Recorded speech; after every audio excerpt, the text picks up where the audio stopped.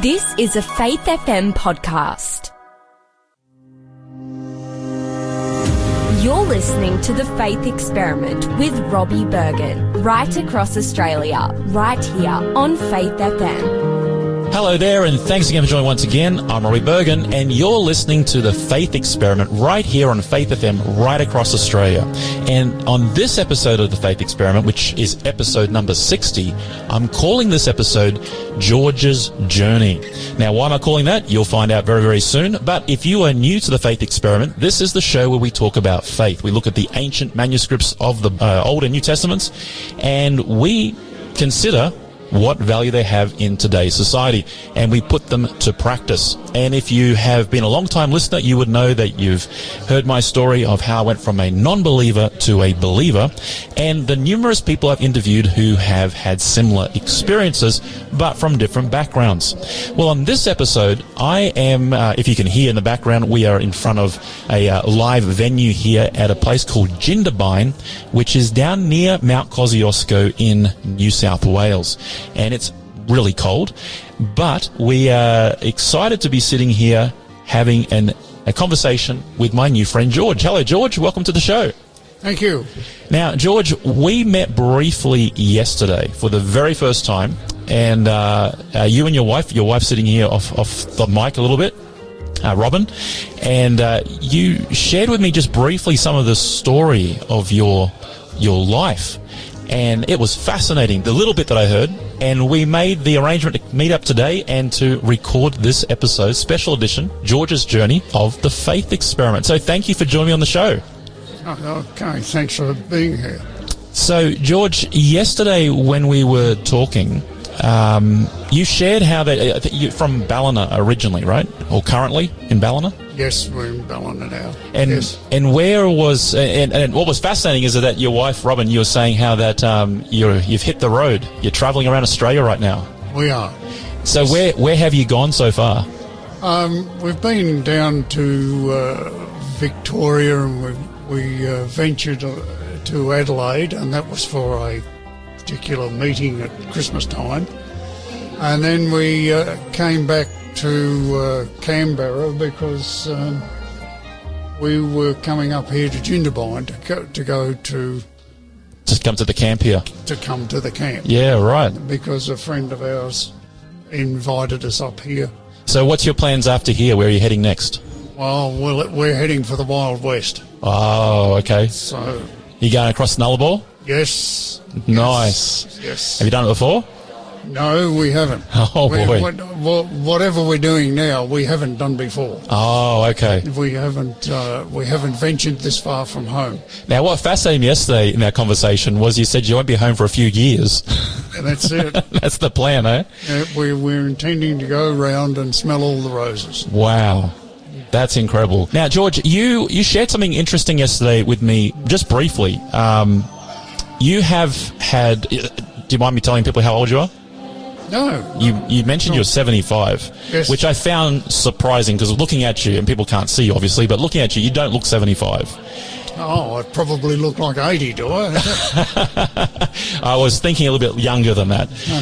And so you mentioned yesterday, just briefly, this is what got my curiosity up to have you on the show, is that you're 75, and for a lot of those years, or many of those years, you were agnostic in that space of not believing, not connected with faith. But recently, like very recently, you've sort of done a 180 a little bit. I have, yes. So I am fascinated to hear this story, as I know our listeners will be as well. And so I'd love to spend this episode unpacking your journey, how you were you a believer at some point? I think you mentioned yesterday you were. Yes. And so obviously at some point you were a believer, then you went in this sort of, I'm going to call it the wilderness, so I'll put words in your mouth, but a wilderness sort of journey. And but now something changed in the last, a year or something? Yes. I think it was. So we're really excited to explore your journey, and it's still a work in progress from what I got from yesterday. And we're going to take a short break. When we come back, we're going to get straight into your story. But as is my custom on the Faith Experiment, we have a special giveaway at the end of every episode. And on this episode, it's no different. We've got a giveaway, so stick around for the code word that will come in the last few minutes to claim today's great book. It's a little book. It's a fantastic little book. I read this book every single year. It's called Steps to Christ. But right now, we're going to a song. You're listening to The Faith Experiment with Robbie Berghan, right across Australia, right here on Faith FM. Connect with us via text message on 0488 453 111. That's 0488 453 111. Or send an email to robbie@faithfm.com.au. When life gets tough and I can't face it, when stormy trials rain on me, when the enemy comes like a flood to carry me away, I'll find a refuge in my hiding place. Under your wings, you will safely hide me. Under your wings, the enemy can't harm me. Under your wings, I will be sheltered from life's storms. Under your wings, there's no better place to be.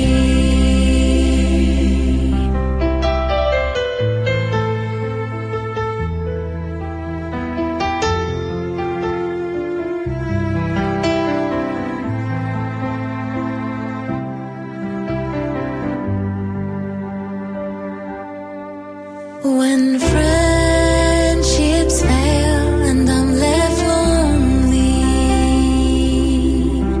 when my selfishness takes the wheel, when the weight of sin feels strong enough to crush me, I leave my burdens at your feet.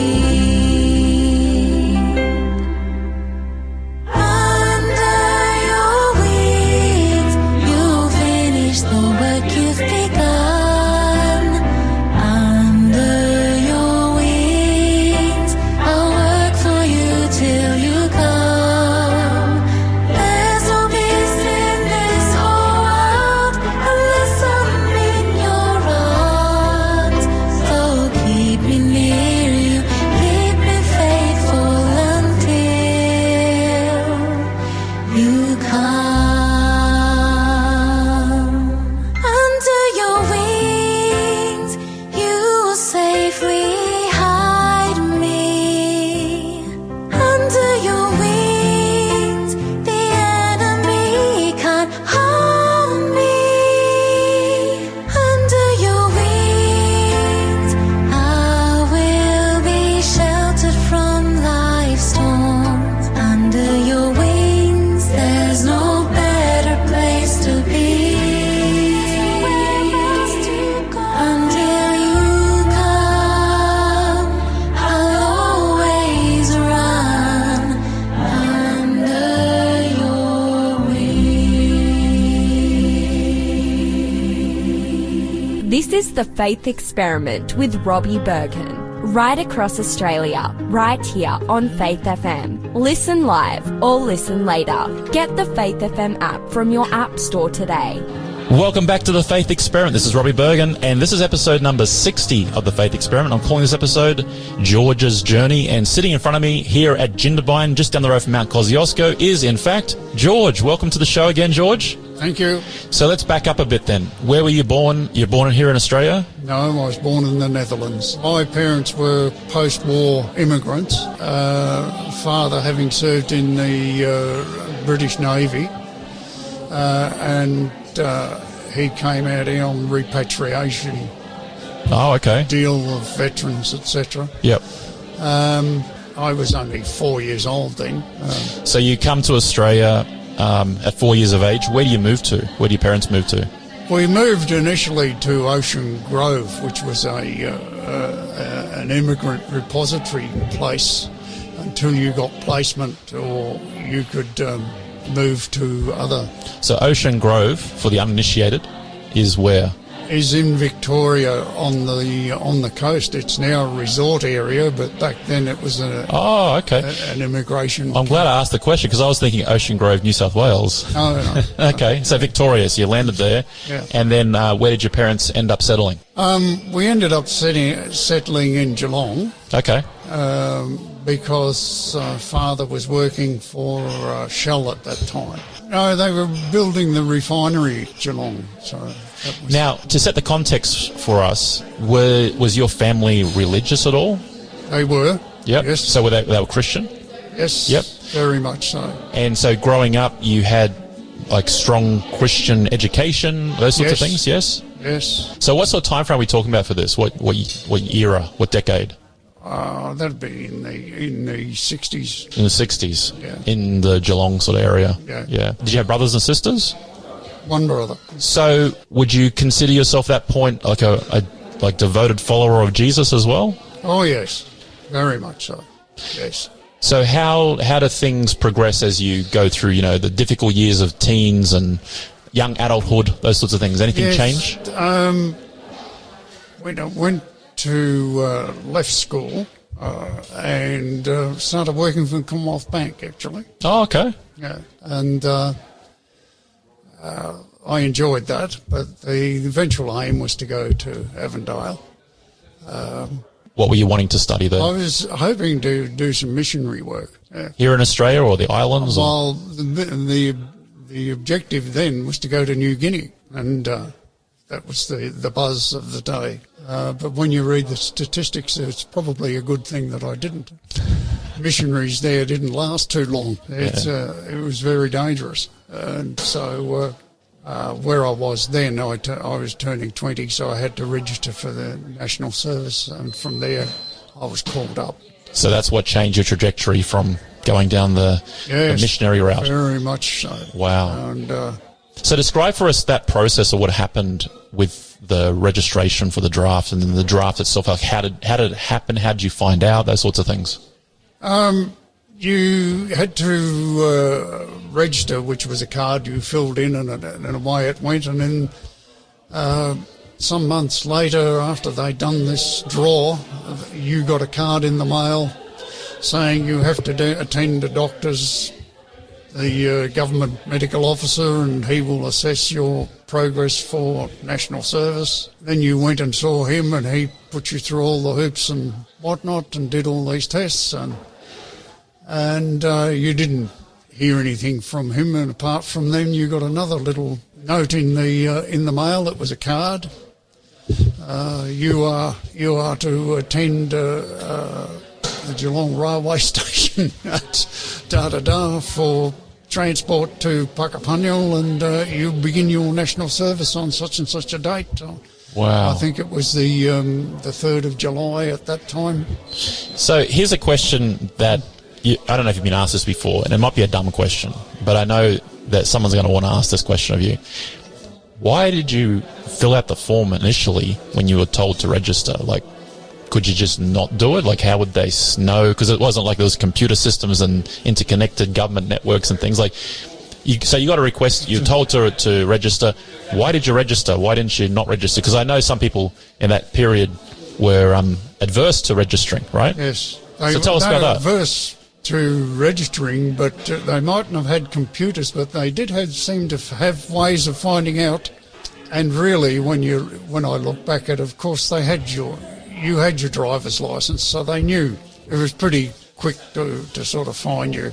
So it was kind of, there wasn't even a second thought about filling out the form when it arrived. No, well, we'd heard enough stories about people who hadn't filled out the form and what happened to them. So there were consequences? Oh, there were consequences. People would get a knock on the door and they would be arrested. If you didn't register for National Service, then you were dragged before the court and asked why you didn't do it. And if there wasn't an acceptable excuse, you were A, you're going in and doing your national service now, or B, if you don't want to do that, you can spend your next 2 years at Holsworthy. Oh, wow. So as a Christian, though, like you were still a practicing Christian at this point, right? As a Christian, what was your view on this whole process of being selected for potential frontline service? My view was we owe a duty to God, we owe a duty to our country, and I was going to do my duty for my country. I was not going to shirk it. And particularly in the small community I was in, a lot of the other people that had been called up, I had been to school with, I had played sport against or with. For me to say, well, I'm not going because of whatever, no. I mean, the randomness of selection sort of denoted, well, you'd better go. So you obviously passed your medical. Yes. And you got the card in the mail to say show up at the train station. Yes. What happens next? You end up at recruit training, and from there, and I can remember vividly this warrant officer standing there saying, "You're all going to Vietnam, get used to it, all of you." You know, I said, how did that work out? And but the Army had its own process of selecting people, and they even had at that stage worked out what job you were going to do. Yeah, so it was a foregone conclusion. It was all laid out. And so out of curiosity, how far into the campaign in Vietnam was your call up? We were there in 69, 70, and the end of 68, I suppose, about halfway through the campaign, I suppose. Right. It all finished in So there was enough, but at that point you would have heard enough stories and seen the photos and the reporting. You knew what was happening over there. So yeah, we did. To be told you're going to Vietnam, you already knew what you're going into. Oh, well, you know, we had the option. They said, those of you who want to object, don't want to go to Vietnam, stand over here. And those of you, the rest of you over here. So I said, well, I don't want to particularly go to Vietnam, so I joined the thing, and they said, yeah, well, it's nice of you to be here and to object going, but we need you over there, and you're going. That's it. Get used to it. So, what was your relationship with faith at that point?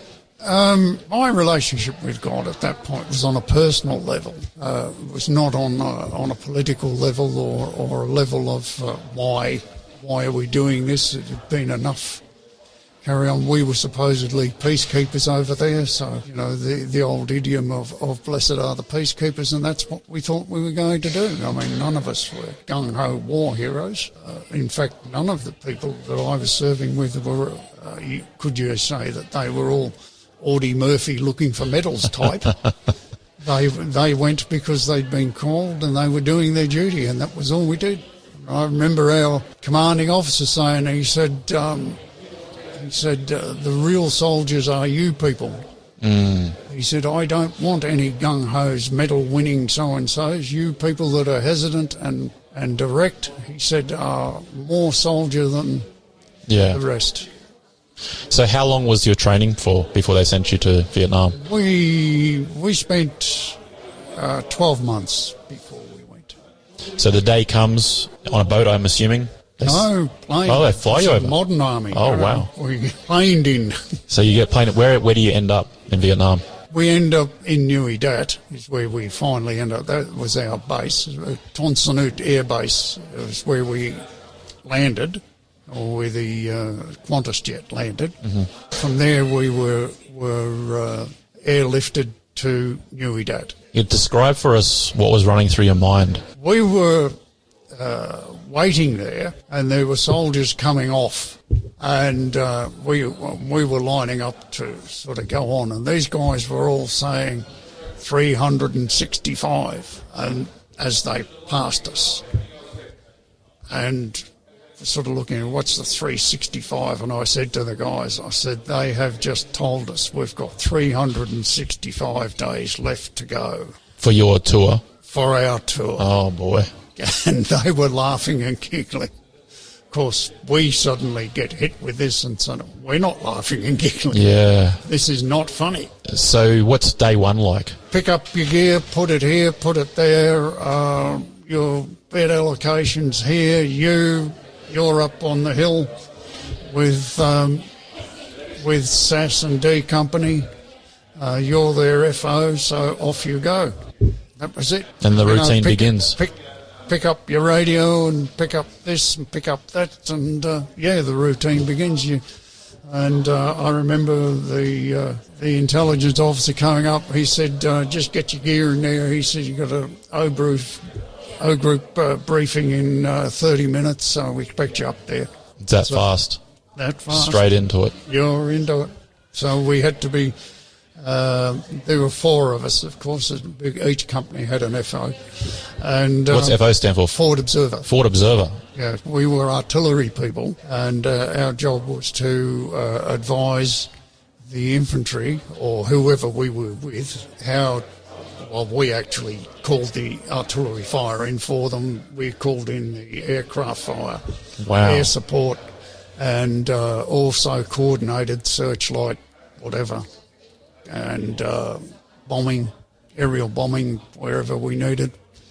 Made sure the Phantoms didn't try to throw their stuff at us. And like, from your perspective and for the Australians that were there with you, what was your duty there? What were you trying to achieve? Mostly we were there to upset the supply line that the Vietnamese had set up through the area of South Vietnam. Now, they were trying to supply all their troops with food, ammunition, etc. And they were coming through Cambodia. We knew that, and the Ho Chi Minh Trail, they used to call it, and we were to disrupt that, which we did effectively. Plus, also maintain peace and order in our own area of responsibility, to make sure that the locals weren't harassed or stood over by, because the North Vietnamese, when they came into villages, weren't very nice to their own people, like to their the own Souths. people. Yeah.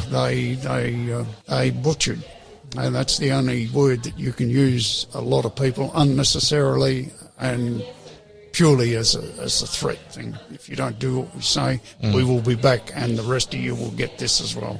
So how long were you there in total? I was there 13 months, a month longer than what should have been, but mainly because my relief, when he came in, there was an incident at Tonsanut when they landed, and he was wounded, so he was sent back, and they had to get another one up from Australia. So we were sort of held back a little till they got these people up. To take over from you? Take over from us, yeah. So 13 months, Vietnam, foreign country, battleground, front line. What happens in your, like, you obviously saw a lot of stuff that we probably don't need to talk about, but that stuff's got to affect you somehow. Oh, well, of course it affects you. Yeah. I ended up with post-traumatic stress disorder, and there's no worries. I was wounded, and it does have everlasting effects. It does. It takes a long time to get to a livable life, and we're not even talking a normal life, just a livable life. When you can get through day by day. Yeah. When you can get through day by day. So during that time, you went into it as a pretty committed follower of Jesus, as in the time you went to training, you get deployed. What happens to your walk with God and your faith in that 13 months? It stayed with us. We did, silly things before we'd head out, and we had what we call a queue line where everybody formed up before we moved out. In our tank, it was, we put the little tape recorder in and play How Great Thou Art before we went off. And that was a rather disconcerting thing, considering when you hear the clunk of a shell being loaded and banging, and then fire orders, and then, get the turret and pedal to the metal, let's go. Yeah. Must be surreal, because it was. In one vein, you're following, you understand about this God, this compassionate God, this loving God, and you're serving him. And then the other side, you see this horrific behaviour of human nature. and you're sort of in the middle of those two things trying to bring some sort of order and peace to it. Must be surreal to live that out. It is surreal. Yeah. It's even more surreal as the regimental medical officer came to me at one stage and said, listen, when the guys are getting wounded, they're bleeding like anything, and the doctors at Vong Tau are saying that you're working them too hard. Their iron levels are right down. They've got to start eating meat, and they've got to start taking these iron pills, sort of build them up. I said, well, how about giving them a bit of a rest? And he said, no, not on the cards. He said, that's what's got to happen. The guys around me started laughing. And this officer said, why are they laughing? And then one of the guys on the side, he said, out of all of us, you've picked on the only veggie in the place. So you were the vegetarian. I'm the vegetarian. And who he's asking me to tell all the other guys to go and eat meat. Were the other guys vegetarian as well or not? No. So they just wanted them to eat more, get more iron. Yeah. They've asked you to do it. The only vegetarian in the place. So how did you go being vegetarian on the front line?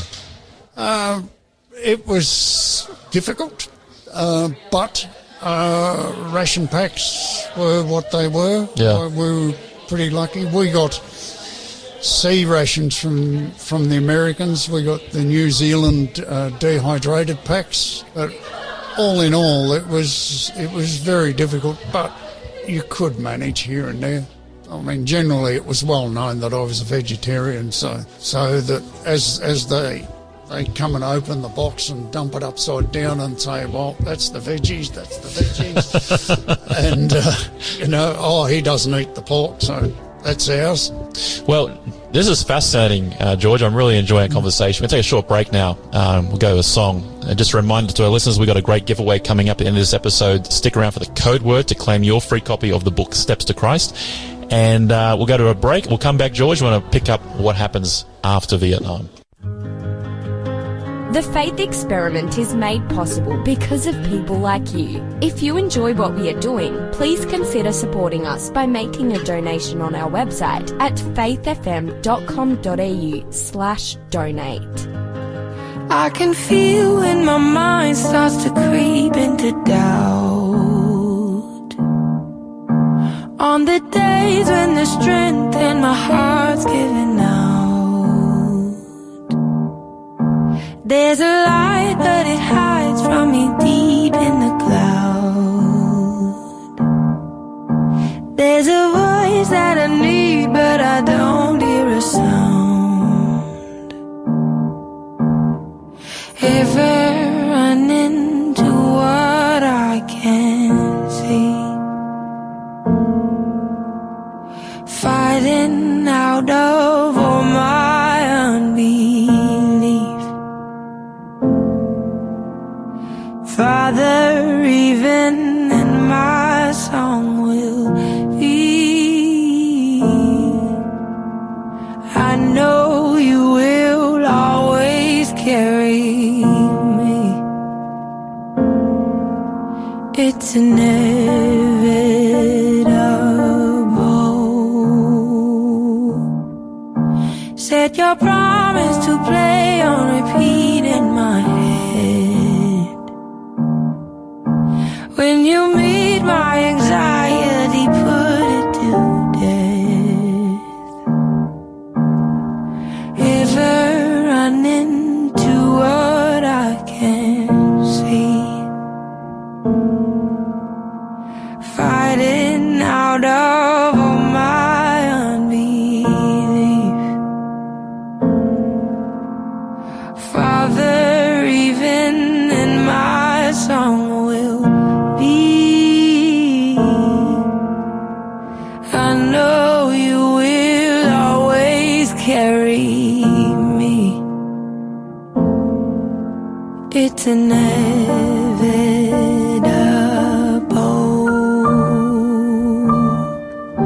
It's inevitable.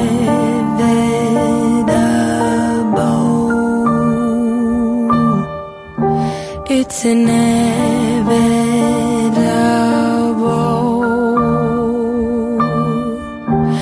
it's inevitable.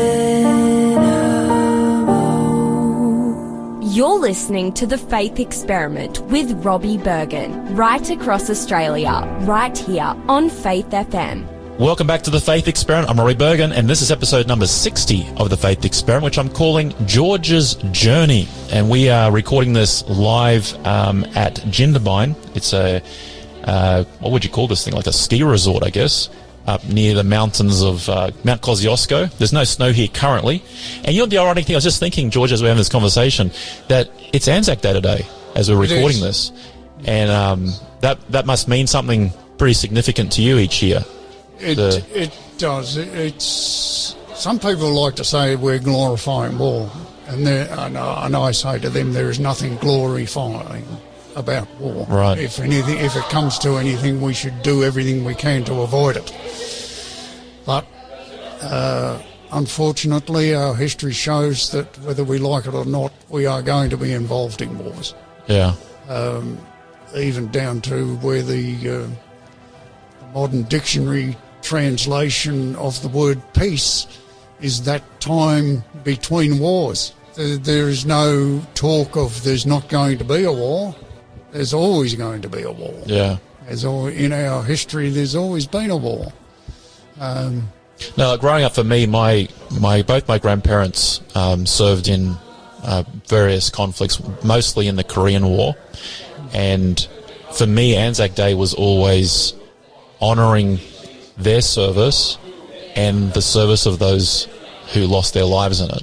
It wasn't ever for me growing up as a kid going, wow, how great war is. And I think like the younger generation, we've got 3 or 4 generations now since even Vietnam, they look at these Anzac Day services and things like this and they see it as, like you say, like a protesting it against the war idea. But to me, there's a human side to this on both sides. But, we remember those that gave their service and lost their lives, and we're grateful that you're able to come back safely.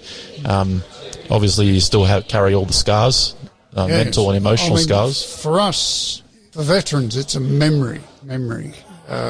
We remember those and it was always the best of us that paid the price. They were all good men. And we remember them. It also brings back a lot of memories for us, and not pleasant ones either. I don't think you would find any veterans that would be advocates of let's have a war. They would be very much of let's think about it and see if we can weasel our way out of it, because really doesn't matter what war you wage, there are no winners. There are no winners. I know enough about the Vietnam War to know that when people came back from it, they didn't receive a hero's welcome. In fact, it was pretty much the opposite. Put it all into context.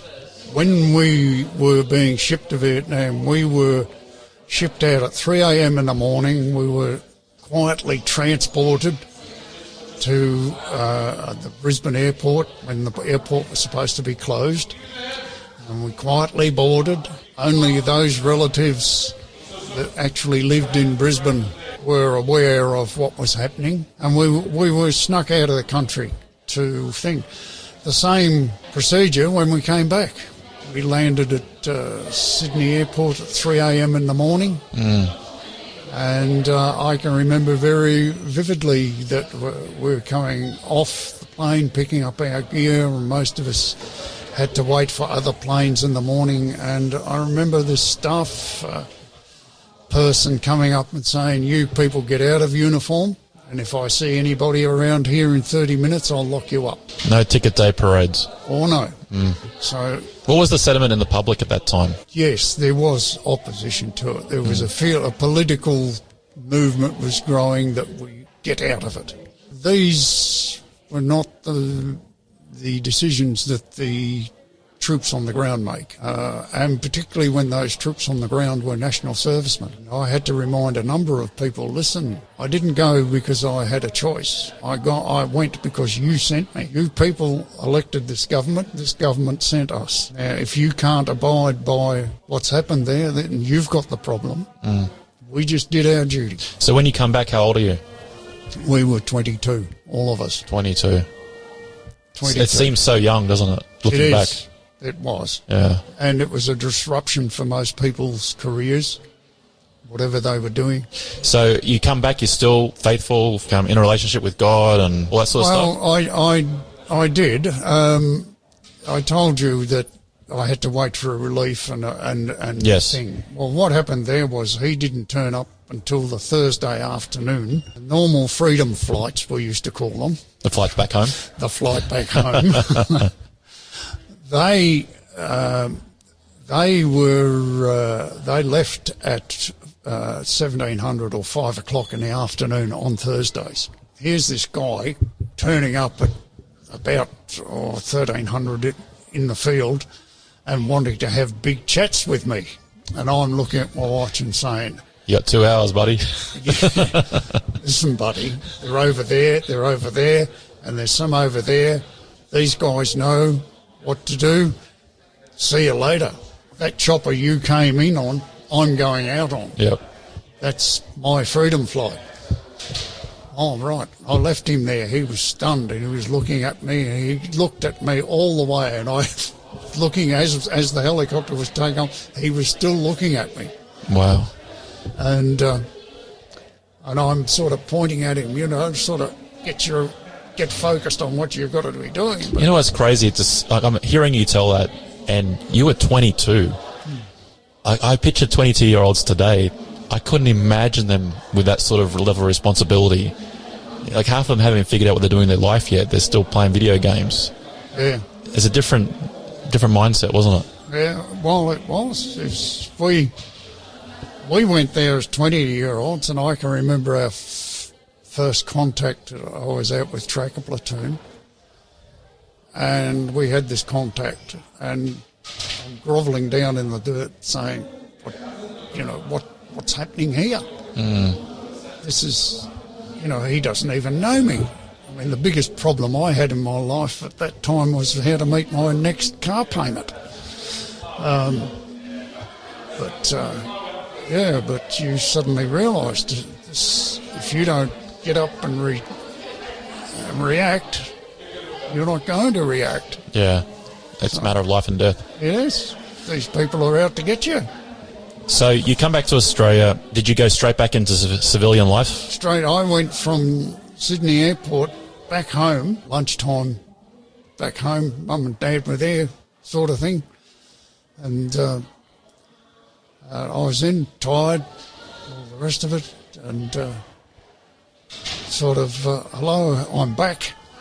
What was your reception with your parents like? Oh, they were happy. I mean, first thing Mother said to me, of course, is, tomorrow you're going to church. You haven't been to church for 2 years. I know you haven't. Wow. I said, that was pretty profound of you, Mother. How did you work that out? I said, I'm a bit tired, though, and maybe next week. And she said, no, you're going tomorrow. Anyway, Father stepped in and he said, Mother, he has just come straight off the battlefield, and in 24 hours he's back here. Give him a chance to get his head together. It won't matter. He's going to church tomorrow. We're taking him. Off to church we went. And walking in, I thought, well, the congregation, I knew most of the people there. They'd be sort of, hello, oh, you're back, and that sort of. But I walked into a woman who said, the child killer's back. Was that in a joking way, or was that like a straight face? Very, very serious, the child killer's back. Referring to your being sent to Vietnam, right? Yeah. And my father stepped between myself and this woman, which was probably a good thing for her, because of the way my temperament was at that time and reaction. I would have flattened her. And I turned around and said to Mum, I can't do this. I'm out. And so this is literally as you're walking into the church? Yeah. Right. So I turned around, walked out, and never went back again. Now, the pastor never came and saw me. Church elders never came and saw me. There was no backup or, let's have a talk about this and all the rest of it. So I thought, well, must have been the predominant feeling within the congregation. So that's it. But there were others that would have went too, right, to Vietnam from your congregation. No, I was the only one. You're the only one at the lucky draw? I was the only one. Oh, boy. Yeah. So, okay. There were Makes sense. other guys from other areas that I'd been, like I said, I'd been to school with, but no, I was the only one from our congregation. Oh, wow. And the only one that ever got called up. So when you get back home, how's your relationship with your mother, your father, all about what just happened? What did they say? Mother was very upset. Father was sort of saying to her, well, you really should have given him a chance to settle so that he could have handled this. You knew what the feeling of the congregation was. And she said, yes, but I thought once they saw him that they wouldn't say it because they've known him since he's knee-high to a grasshopper. And that soured me. I thought, you've just destroyed my home base. You've just destroyed where I thought my foundations were, and you've destroyed them. I need to move on from here. And I did move on. I never went back. I did move to other churches over a period of time, but never ever settled in any of them. So over a period of, I'm assuming, years, what happens next in terms of, for me, in my own journey, there's a relationship with a congregation that share at least the same tenets of faith, but then there's the individual, like my personal walk with God. So obviously you had a sever with the congregation or the community, but what happened with you and your relationship with God? I still maintained a relationship with God, but there was that fracturing. I was never going back to that church. Along with that, PTSD kicked in. There's a number of ways that the veterans deal with PTSD. One is booze. Yep. The other one is work. And I followed the pattern of work. And workaholics. Keep yourself distracted. Keep yourself distracted and keep yourself, moving. And that was the pathway I went. Of course, that in itself does not adhere you to your home life, because why would it? Yeah. You're never there. Yeah. You're always at work. What were you doing for work? Well, initially I jumped from job to job to job, but I eventually settled in the ambulance service, and I stayed there for 27 years. Wow. So you would have seen some stuff in that career as well. Yes, I did actually, and some of it was worse than Vietnam. Believe it or not, some of the things that people do to each other, and road accidents, etc. How would you describe your view of the world at this point? Are you still a believer? Are you? I know I heard the term yesterday, agnostic. Yeah, I was still a believer in God. Okay, but that's as far as it went. I did not. Yeah, I wouldn't go and follow any particular religion or thing. I just straight off the rails, I suppose you'd say. So how long do you live like this? For 53 years. 53 years? Yeah. So life just played out year after year, decade after decade? Yeah, ramble, yeah. Did you end up getting married? Yes. I'm guessing that there were challenges with the work life and the relationship at home. There were lots of challenges with the work life, and unfortunately, the marriage ended, and also how do you live with a workaholic who's never around? Exactly. Did you have kids? One daughter. And that would impact that relationship too, I'm guessing. That was a pretty firm relationship, actually. It's surprisingly, in amongst all that, one that blossomed really well. So yes. Bring us up to speed then. What's happened in the last year or so? What was the change that's got us sitting here having a conversation about your life? Big change has been that I met my wife in that time, very late in life. Yeah, smiling. That in itself is another sort of a story. The short version was we met online. Really? Yes, and I was in Cairns. I was going around Australia the top end way, and then sitting in Cairns, and then all of a sudden the rain started. Then it rained. And when it starts in Cairns raining, it doesn't stop for a while. It doesn't stop for a while. And I kept asking the locals, when does the rain stop? Because I want to go round the top. Oh, another couple of weeks and you'll be right. I sat there for 6 weeks. That sounds like Cairns. And it didn't even look like stopping. And in the meantime, I met a myriad of people telling me about not a good idea to go round the top here, not a good idea, there's too many crocs, and go and see so-and-so, and make sure if you're going to go round, you get yourself a firearm and all this sort of stuff. I said, I'm an ex-vet. I want nothing to do with firearms. Well, you better get something to protect yourself because the crocs are wild. And this guy was really, really adamant. You would be silly to continue if you didn't have something to do with crocs. I said, oh, well, maybe then that's not a good idea for me to go there, maybe. Anyway, it rained some more, and in the end I said, everything's getting flooded, the roads are getting flooded and whatnot.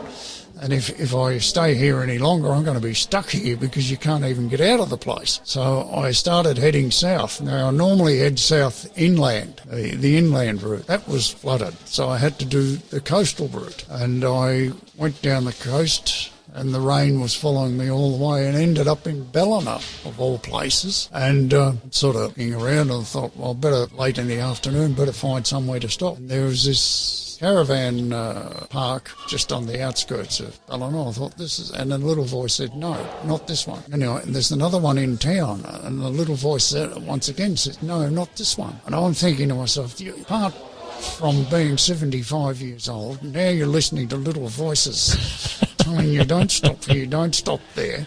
You don't know this place. Where are you going? Anyway, I continue up the road, and then it says, turn off here.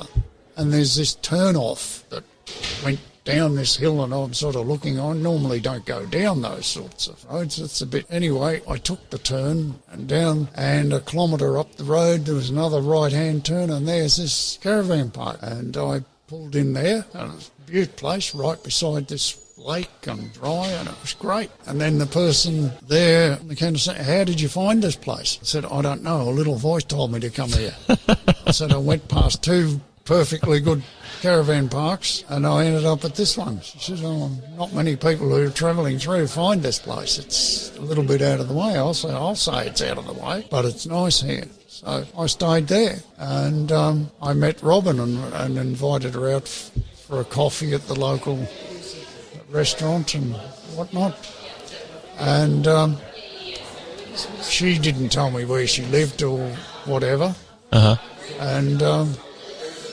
well, to cut a long story short, it was some time later that I find out that the caravan park and where Robin lived were very close together. Oh, really? Yeah. And then it sort of hit me that this is not coincidence. You don't do this and this. So you meet Robin for the first time? Yeah, and then it sort of worked. So I'm assuming, looking at Robin now, I'm assuming that you are a woman of faith. So did you know that when you were talking online? I did. But you still met up anyway? Still met up anyway, yeah. Wow. So what's the journey of faith look like since you met? Very good. The first time we both went to church together, I walked into the church at Ballina, and it felt like I was coming home. Really? Really. Now this has been, 50-something years? Yeah, and wow. People welcomed me, and I actually got the welcome that I suppose I was looking for when I came back from Vietnam. Wow. Those people gave me that. And it was, as I described it, like putting on an old pair of slippers. Yeah. And just fitted straight in, and never looked back since. So what happened after you attended the first time? Did you rekindle your personal relationship with God? I did, yes. How did that happen? Robin organised for me to speak to the pastor, Tim, and it moved on from there. I spoke with him, told him my story and all the rest of it, and I thought, wow, this will be the last time I see him. He's gone. But no, he was back. and he kept coming back every week. Yes. And I got baptised or rebaptised because I'd already been baptised and rebaptised. And, like I say, I never looked back. So looking back on your journey, what would you say to your 22-year-old self on that day that lady made that comment to you that caused you to leave? Would you go back and give yourself any advice now that you've been through this time of 50-something years, you've rediscovered your relationship with God? What advice would you give if you could go back to your 22-year-old self?